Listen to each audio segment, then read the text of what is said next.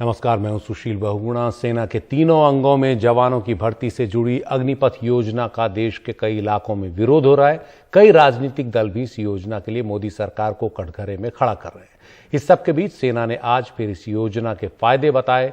कहा कि इसका मकसद सेना को जोश और अनुभव का पूरा फायदा देने का है। यह भी साफ किया कि ये योजना वापस नहीं होगी। यूथफुल प्रोफाइल आने से जो जोश और होश का कंपोनेंट है, ये तकरीबन बराबर हो जाए। सेना में भर्ती से जुड़ी अग्निपथ योजना के फायदों को बताने के लिए तीनों सेनाओं के वरिष्ठ अधिकारियों की दूसरी प्रेस कॉन्फ्रेंस। देश के कई इलाकों में अग्निपथ योजना के विरोध में युवा सड़कों पर हैं। ऐसे में सेना ने प्रेस कॉन्फ्रेंस में साफ कर दिया कि ये योजना किसी भी हाल में वापस नहीं ली जाएगी। Coming to roll back of the scheme, no. And why should it be rolled back? It is the only progressive step to make the country young. Roll back करने की तो मेरे तरफ से तो आपको कोशिश करनी चाहिए कि बिल्कुल रोल बैक नहीं हो। सेना ने यह भी चेतावनी दी कि जो युवा आंदोलन में शामिल होकर तोड़फोड़ या हिंसा कर रहे हैं, उनके लिए सेना में आने का रास्ता बंद हो गया है। अग्निपथ योजना के तहत सेना में शामिल होने वाले युवाओं को ये शपथ पत्र देना होगा कि वो आगजनी या हिंसा में शामिल नहीं हो रहे हैं। भर्ती से पहले युवाओं को पुलिस वेरिफिकेशन भी कराया जाएगा।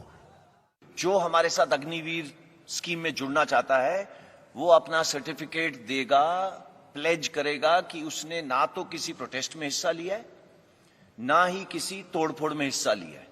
ये प्रावधान करा गया है। एंड आप सबको मालूम है, आजकल कहीं पे भी फोटो खींचेगी और वो आधार कार्ड के साथ जुड़ेगी। Police verification is 100%। कोई नहीं आ सकता फौज में विदाउट पुलिस वेरिफिकेशन। तीनों सेनाओं के अधिकारियों ने जोर देकर यह बात कही कि अग्निपथ योजना लागू होने के ऐलान के बाद उम्र में जो छूट और आरक्षण दिया गया है, वो किसी दबाव के तहत नहीं दिया गया। ये फैसला सेना ने पहले ले लिया था, लेकिन ऐलान बाद में किया। सेना ने यह भी स्पष्ट किया कि अब तीनों सेनाओं में जवानों की भर्ती अग्निपथ स्कीम के जरिए ही होगी और जो भी हुआ सेना में भर्ती के लिए पहले ही मेडिकल या कोई अन्य परीक्षा पास कर चुके हैं, उन्हें फिर से इस अग्निपथ योजना के तहत आवेदन करना होगा। सेना ने अग्निपथ के विरोध में आंदोलन कर रहे युवाओं को अपने साथ आने के संदेश देने के साथ साथ यह चेतावनी भी दी कि इस तरह के आंदोलन उनके सेना में कैरियर को खतरे में डाल सकता है। अब देखना यह है कि युवा इसे समझते हैं या फिर इससे बिफरते हैं। नई दिल्ली में कैमरामैन कानन पात्रा के साथ राजीव रंजन, एनडीटीवी इंडिया। कई विपक्षी दल अग्निपथ योजना को सरकार की पहले से ही नाकाम योजना बताने में जुट गए हैं। कांग्रेस ने इस सिलसिले में आज जंतर मंतर पर धरना प्रदर्शन किया। कांग्रेस महासचिव प्रियंका गांधी ने कहा कि मोदी सरकार गरीबों और युवाओं की सुनना ही नहीं चाहती। विरोधी शक्ति को दिल्ली के जंतर मंतर पर आयोजित सत्याग्रह में प्रियंका गांधी वाड्रा समेत कांग्रेस पार्टी के तमाम बड़े नेता जमा हुए। इसमें लोकसभा और राज्यसभा के सांसद से लेकर महिला और यूथ कांग्रेस के अध्यक्ष तक शामिल रहे। प्रियंका गांधी वाड्रा ने अग्निपथ योजना को मोदी सरकार का बेतुका फैसला बताया। कहा कि कांग्रेस पूरी तरह से आंदोलनरत युवा के साथ है, लेकिन हिंसा न हो। ये सरकार आपके लिए नहीं चल रही है। ये सरकार इस देश के गरीबों के लिए, इस देश के नवयुवकों के लिए, इस देश की महिलाओं के लिए, इस देश के एक एक देशवासी के लिए जो आज गरीब है, जो परेशान है, उसके लिए नहीं चल रही है ये सरकार। कांग्रेस पार्टी का एक एक नेता, कांग्रेस पार्टी का एक एक कार्यकर्ता आपका साथ देगा। उत्तर प्रदेश और बिहार जैसे राज्यों से अग्निपथ योजना के खिलाफ भारी प्रदर्शन की तस्वीरें आ रही हैं। कई जगह हिंसा और आगजनी भी हुई है। सरकार उम्र सीमा बढ़ाने से लेकर आरक्षण की व्यवस्था तक कई संशोधनों को लेकर आई है, लेकिन आंदोलन थमने का नाम नहीं ले रहा। केंद्र सरकार ने इस देश का युवा के साथ विश्वासघात करने का काम किया है। पहले इन लोग ने बोलता था 1 रैंक 1 पेंशन का बात करते थे। अभी पेंशन भी नहीं है, रैंक भी नहीं है, ऐसे स्कीम लाया है जो अग्निपथ लेके आके पूरा देश का युवा को टेंशन देने का काम ये सरकार ने किया है। राहुल गांधी की ईडी में पेशी के खिलाफ कांग्रेसी लगातार सड़क पर प्रदर्शन कर रहे हैं। अग्निपथ के खिलाफ युवाओं के गुस्से को देखकर कांग्रेस का ध्यान भी इस तरफ गया है। किसान कानून की तरह वो इस नियम की वापसी की मांग कर रही है। सड़क पर युवा लड़ रहे हैं। देखना है राजनीतिक दल के तौर पर कांग्रेस संसद के भीतर इस पर किस मजबूती से लड़ती है। नई दिल्ली से उमाशंकर सिंह, एनडीटीवी इंडिया। अग्निपथ योजना को लेकर वैसे ही काफी रोष है। ऐसे में कुछ नेताओं के संवेदनहीन और गैर जिम्मेदाराना बयान आग में घी का काम कर रहे हैं। इन्हीं में से एक हैं बीजेपी के नेता कैलाश विजयवर्गीय, जिन्होंने कहा कि बीजेपी के दफ्तर में अगर सिक्योरिटी रखनी होगी तो मैं अग्निवीर को प्राथमिकता दूंगा। जब वो ट्रेनिंग लेगा और 4 साल की सेवा करने के बाद निकलेगा, 17.5 साल से 23 साल तक की उम्र, यदि वो 21 साल में भी भर्ती होता है, 4 साल काम करता है तो 25 साल।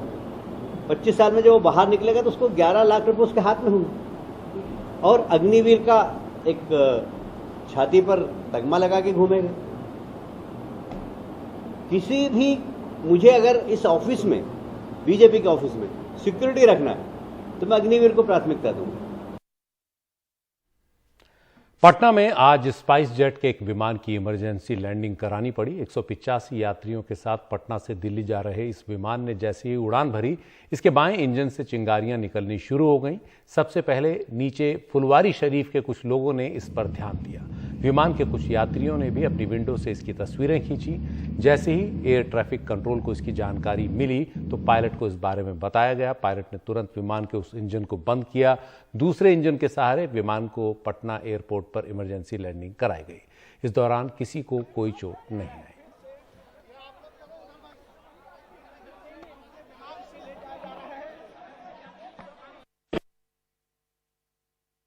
ये पटना से दिल्ली के लिए टेक ऑफ की थी।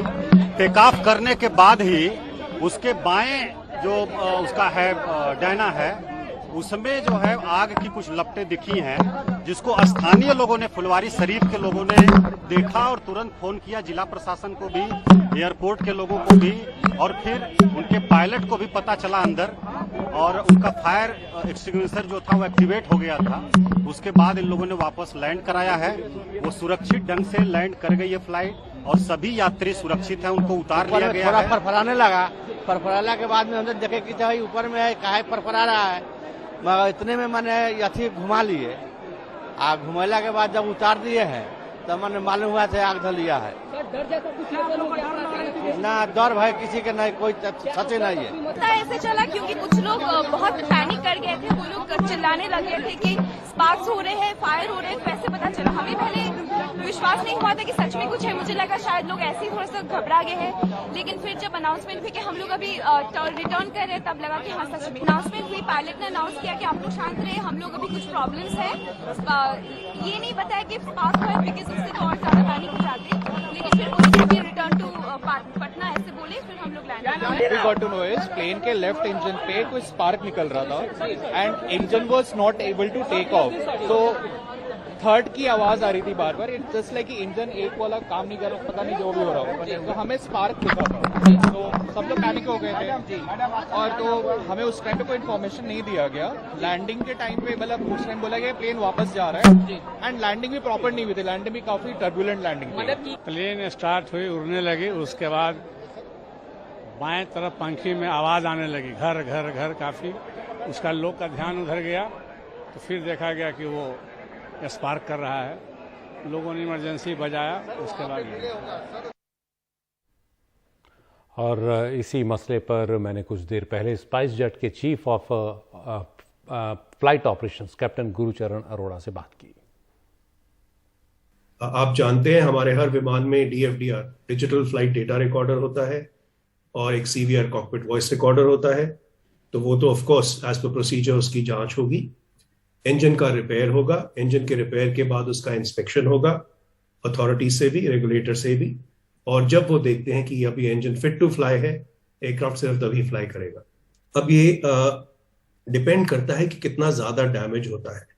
आज के हादसे में अगर इन्हें कोई बताता नहीं तो हो सकता है पायलट्स को पता भी नहीं चलता। और ये क्यों, ये मैं बताता हूं। आजकल के जो हमारे एयरक्राफ्ट के इंजन्स हैं वो बहुत ही रगेड और बहुत ही भरोसेमंद है। वो बहुत डैमेज सह कर सकते हैं। इस इंजन में अभी तक पता चला है कि 3 फैन ब्लेड डैमेज थे।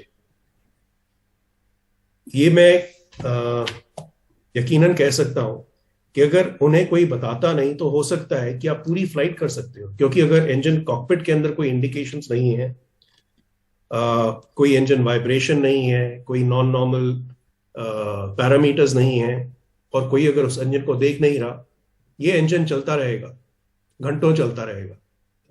लेकिन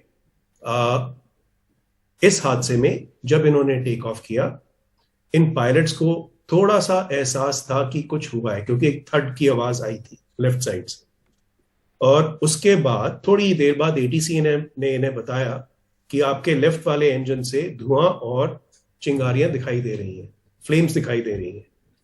तो फिर तो इन्हें पता है कि हाँ, अगर थर्ड आया था और अगर ऐसी इंडिकेशन आ रही है तो मोस्ट लाइकली ये बर्ड हिट है। और फिर हमारा प्रोसीजर होता है सस्पेक्टेड बर्ड हिट। तो जैसे ही आप सस्पेक्टेड बर्ड हिट का प्रोसीजर करते हो तो फिर आप स्टेप बाय स्टेप उसके साथ डील करते हो, उस इंजन को बंद करते हो और सिंगल इंजन पे वापस आके लैंड कर जाते हो, जैसे आज हुआ।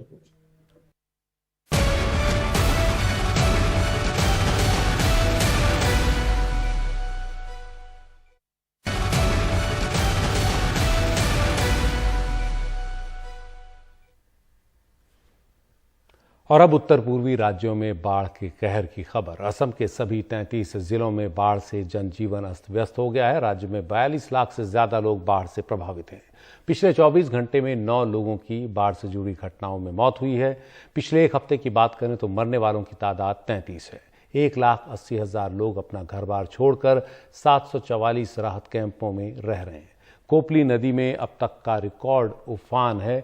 ब्रह्मपुत्र नदी 3 जगहों पर खतरे के निशान के पार है। 6 अन्य नदियां भी तटबंध तोड़कर बह रही हैं। राहत और बचाव के काम में सेना को लगा दिया गया है। निचले असम में उत्तर पूर्व को बाकी देश से जोड़ने वाली ये एक प्रमुख रेल लाइन है। इस पर ट्रेनों की काफी आवाजाही होती है। इसके बावजूद बाढ़ प्रभावित कई इलाकों के लोगों के पास यहाँ रेल की पटरियों के दोनों ओर शरण लेने के अलावा कोई चारा नहीं है। असम के बाजली जिले में रेल की पटरियों के किनारे इन तंबुओं में करीब 300 परिवारों ने शरण ली हुई है। बारिश और बाढ़ से बचने के लिए वो और कहां जाते। उनका गांव शिमलागुड़ी बाढ़ में डूबा हुआ है। रीना राजवंशी बिना साफ पानी और बिना बिजली के लगातार चौथी रात गुजार रही हैं। खाने के सामान की भी भारी किल्लत है। जो भी है उससे दिन में एक बार वो इस टूटे फूटे स्टोव पर जैसे तैसे खाना बना पाती हैं।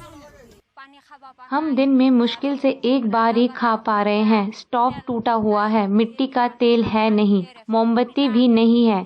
बस अब एक बार के खाने के लिए ही स्टॉक बचा हुआ है। बाजली से 70 किलोमीटर दूर कामरूप जिले के कमालपुर में प्रशासन के सामने दोहरी चुनौती है। जो लोग राहत कैंपों में हैं, उन तक खाना पहुंचाना है और जो लोग बाढ़ प्रभावित इलाकों में फंसे हुए हैं, उनका आकलन करना है। कमालपुर के 65 गांवों के करीब 1 लाख लोग इस भयानक बाढ़ की मार झेल रहे हैं। एसडीआरएफ, एनडीआरएफ के बाद अब सेना भी राहत और बचाव के काम में हमारी मदद कर रही है। हमारे दफ्तर और कर्मचारियों के घर भी बाढ़ में डूबे हुए हैं, फिर भी हम राहत अभियान संभाल रहे हैं। स्थिति बहुत चुनौती भरी है।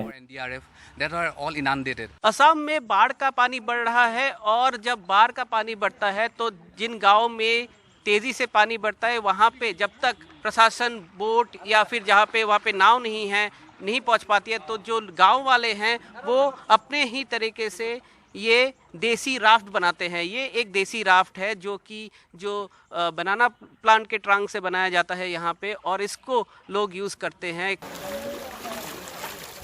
बाढ़ से लोगों को बचाने के काम में सेना भी प्रशासन के साथ उतर आई है। हमारे इलाके में 2004 के बाद ये सबसे भयानक बाढ़ है। बीते 4 दिनों से हम बढ़ते हुए पानी के बीच रह रहे हैं। करीब 40 परिवार अपने मवेशियों को ऊंची जगहों पर ले गए हैं। बगल के राज्य मेघालय में भी बाढ़ का कहर है। यहाँ नेशनल हाईवे 6 को दुरुस्त करने का काम चल रहा है, जो पिछले हफ्ते बाढ़ में कट गई थी। काम की देखरेख के लिए खुद मुख्यमंत्री कॉनरेड संगमा मौके पर हैं। मेघालय में करीब 5 लाख लोग बाढ़ से प्रभावित हैं। बीते हफ्ते करीब 18 लोगों की जान यहां बाढ़ से जुड़ी अलग अलग घटनाओं में जा चुकी है। संजय चक्रवर्ती के साथ रत्नदीप चौधरी की रिपोर्ट, एनडीटीवी इंडिया। दिल्ली में कोरोना के मामले फिर तेजी से बढ़ रहे हैं। लगातार तीसरे दिन नए मामले 1,500 के पार हैं। बीते 24 घंटे में 1,530 नए कोरोना केस आए, 3 लोगों की मौत हुई। कोरोना संक्रमण की दर बढ़कर 8.41% हो गई है, जो 5 महीने के सबसे ऊंचे स्तर पर है। सक्रिय कोरोना मरीजों की तादाद 5,542 है। दिल्ली में 24 घंटे में 18,183 लोगों के कोरोना टेस्ट किए गए।